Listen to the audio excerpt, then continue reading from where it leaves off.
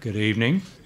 I'm Tom Farr, President of the Religious Freedom Institute, and on behalf of all of my colleagues at RFI and a whole bunch of wonderful interns that we have with us, welcome to the top of the hay. Welcome to an evening of, hopefully, of good conversation with old friends and new friends, and welcome to a celebration of religious freedom. Tonight we celebrate by honoring the life and work of a man who has advanced religious freedom here in this country and around the world for everyone. And that man, of course, is Carl Anderson, former Supreme Knight of the Knights of Columbus.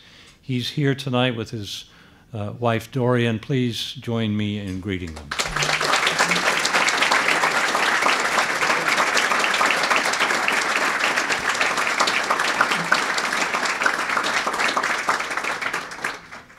Tonight, as we honor Carl and the Knights of Columbus, we also celebrate the vision of the American founders, those geniuses who, in guaranteeing in the Constitution free exercise for everyone, made religious freedom the central pillar of our democracy. Let me just say to the Catholics in the room, and I'm one of them, most of those geniuses were Protestants. But the energy of free exercise unleashed by our common founders has for over 2 centuries empowered all American religious communities, Protestants, Catholics, Jews, Muslims, Hindus, and many others, to make their own distinctive contributions to the American common good.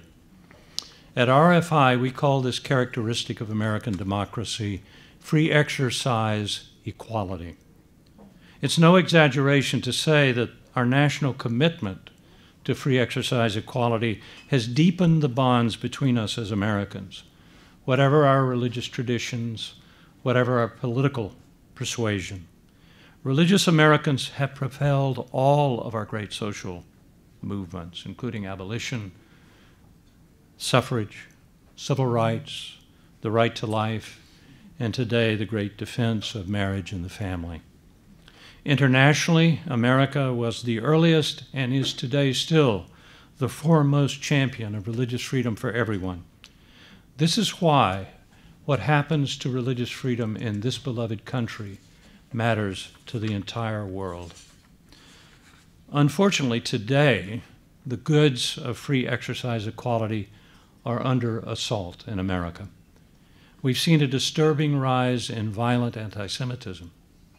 We've seen COVID employed as a pretext to restrict religious worship, while huge and violent protests against the police are permitted. We've seen a rise in violent and appalling attacks on houses of worship themselves. But nowhere has the assault been more insidious than in the fierce resolve among our cultural elites, our public schools, and our government to drive out of American public life those religious convictions that support morally orthodox understandings of the common good. Some of these attacks are not new, but they are rapidly multiplying in number and in kind. Continuing attacks on the Little Sisters of the Poor, the Colorado Baker Jack Phillips, and faith-based adoption agencies all over the country. Attacks on religious schools that cannot hire or retain teachers who reject their central moral tenets. Assaults on the consciences of doctors and nurses who cannot perform abortions or irreversible sex reassignment surgery for children. Threats from the absurdly named Equality Act. Attacks on the parents of Loudoun County, Virginia, who will not accept the anti-American idea that government should decide what their children will be taught about morality.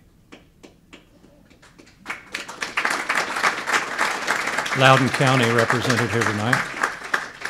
Americans disagree over these matters, all of them, and they have a right to disagree.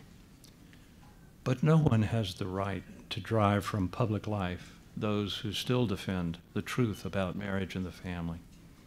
No one has the right to punish those who still affirm that every human life is sacred from conception to natural death, are those who know from Scripture and from nature the beautiful distinction and distinctiveness between man and woman. No one has the right to ban those who believe in someone greater than themselves, and precisely because of that belief, give aid to the stranger and hope to the desperate and the hungry. In sum, no one has the right to force out of our public life these time-tested understandings of morality and the common good, and the path they provide to genuine human freedom and happiness. Today, there are many angry voices in America on all sides. But if we permit the orthodox religious voices of faith, of hope, and of charity to be silenced, our nationalized anger and our deep disunity will only worsen. As you'll see tonight, the Religious Freedom Institute is laser-focused on this problem. A major theme of this dinner is that defending the work of men and women like Carl Anderson and Kristen Waggoner, and religious communities like the Knights of Columbus or the black churches or many, many others is to defend the warriors of compassion and the weapons of peace. RFI was founded 5 years ago on the principle that religious freedom is necessary for every human being in every society in the world, not just America. That's why RFI has action teams working in the Middle East and Asia, and is building a presence in Africa and Europe.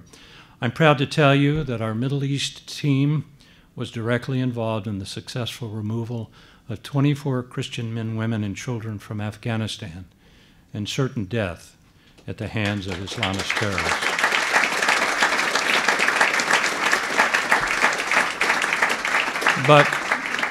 But we also know this: the only nation on earth where religious freedom has been understood as the first freedom, the freedom that supports all the others, is the United States of America.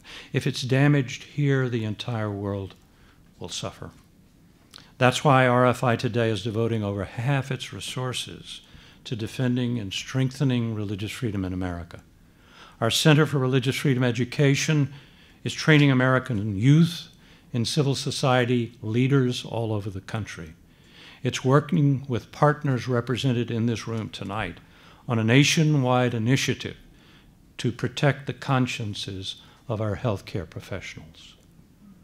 Our Islam and Religious Freedom Action Team has written 14 amicus briefs supporting morally orthodox Christian, Jewish, and Muslim institutions. Our North America Action Team is developing a crisis action center for religious institutions of all faiths who are being outrageously targeted and defamed simply because of their morally orthodox beliefs. These and all other RFI programs are based on our conviction that we have the duty to preserve religious freedom for everyone in America and around the world. We are humble enough and wise enough, I hope, to know that we can't do this alone, which is why we work with so many people representing so many institutions in this room tonight. And so tonight we celebrate free exercise equality and its defenders. We celebrate America and the cause of religious freedom, which has contributed so much to our unity and our greatness. And of course, we celebrate you, supporters of religious freedom for everyone, everywhere. Thank you for being with us tonight.